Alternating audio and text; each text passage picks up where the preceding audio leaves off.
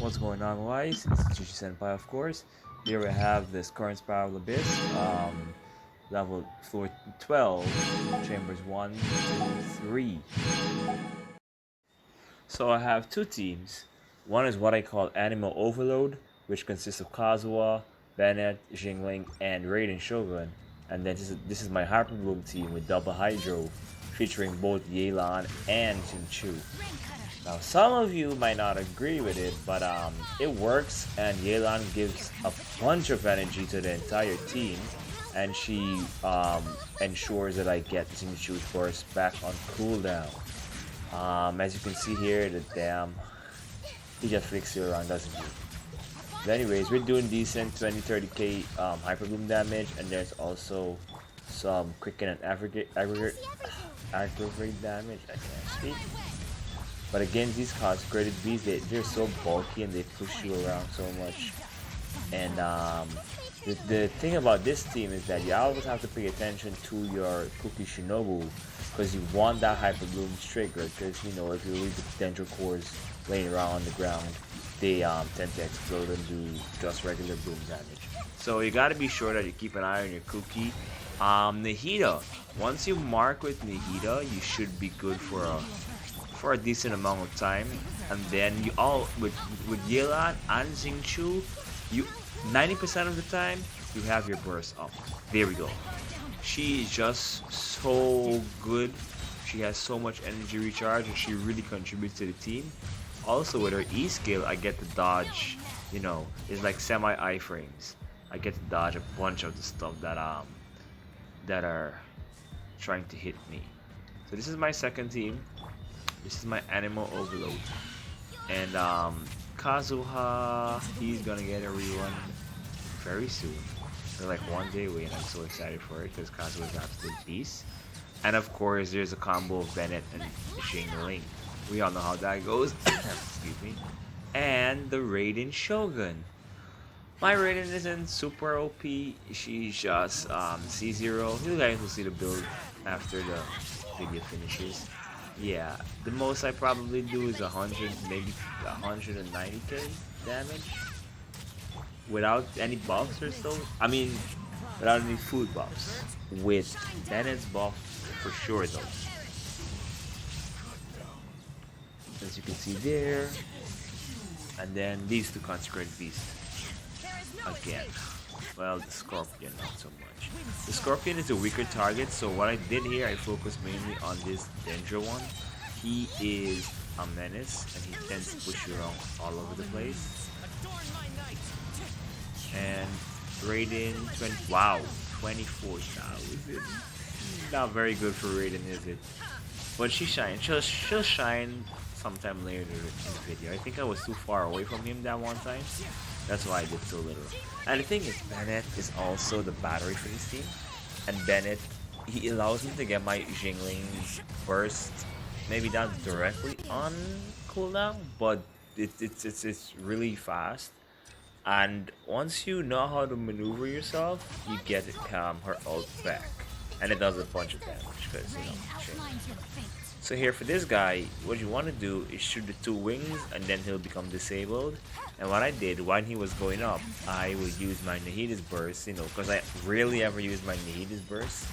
I just don't find it giving out that more or much more damage, but I'm sure it helps.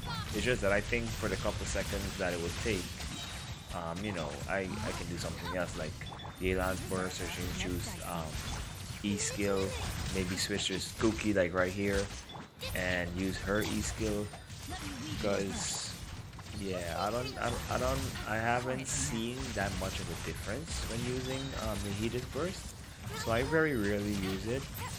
Only if, you know, it's given an opportunity where there's nothing to do, like when he was flying up or Mago Genki is rising or something. Yeah, that would be the only time. Here's my Yelan to finish it off.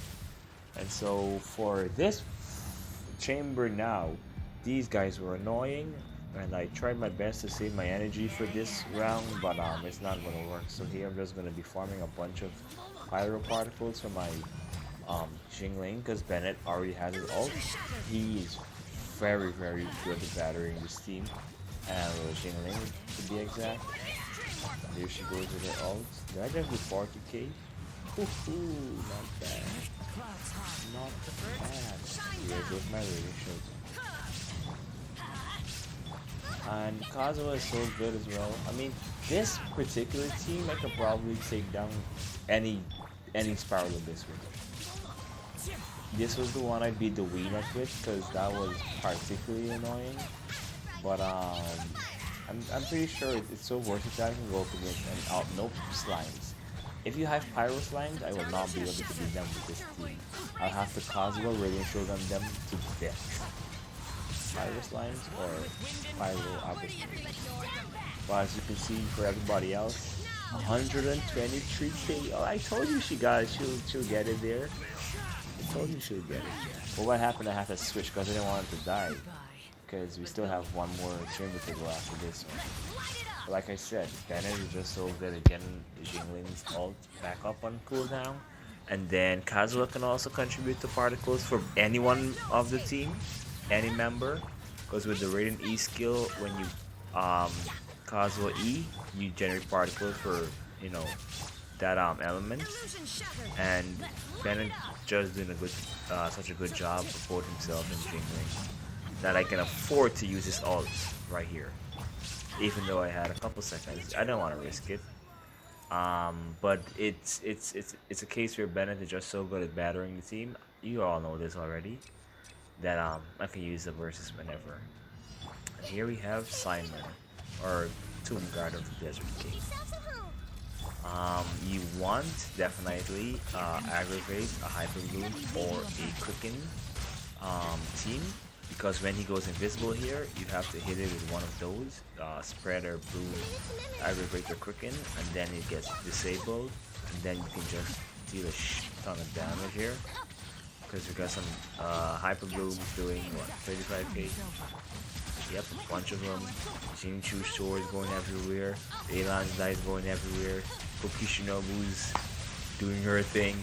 Nahida is just like, hey, yeah, I'ma just sit back. I don't need to do much. Cause you mark her twice, 3 times, and you're good for like a good couple seconds.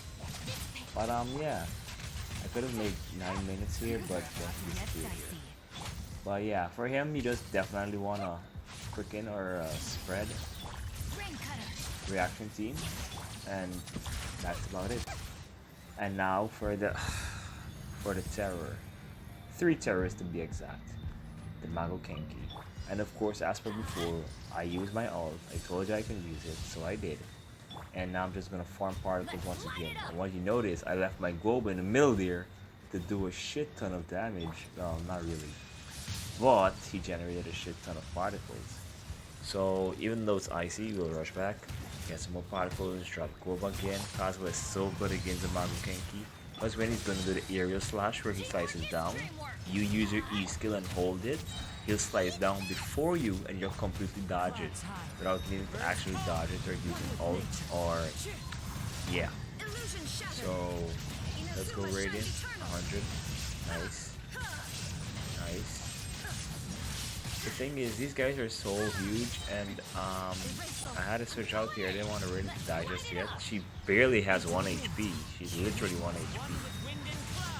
So I have to wait till the eyes get off the floor, and then use my Bennett ult, and then use Radiant to generate some HP. But of course, these guys are relentless, and they will my Radiant.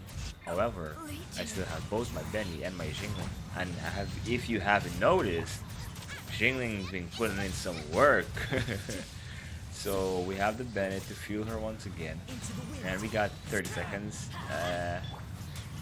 So it's an easy to use combo. It's probably basic, staple in everyone's team. Jingling Bennett. I love my Kazuha and Radiant Shogun. It outputs so much damage that you can't not beat the floor, you know, in time. And if I put them first, if I put them to go first, they save me so much time. It's just that for the Simon, you need an aggravate team or spread reaction team to get past him. So let's just view the rewards here. Trash.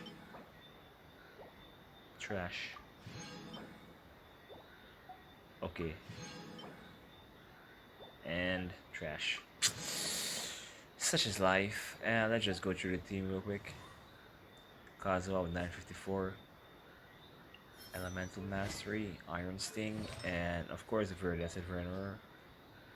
And yeah, EM on all three of the pieces. And then Constellation Zero, of course I have to crown him. He's my favorite character in the entire game. Radiant Shogun, Constellation 1, Emblem, crit damage, nice. Deathmatch for the crit rate because I have shitty crit rate artifacts, and there we go, crit rate, crit damage ratio.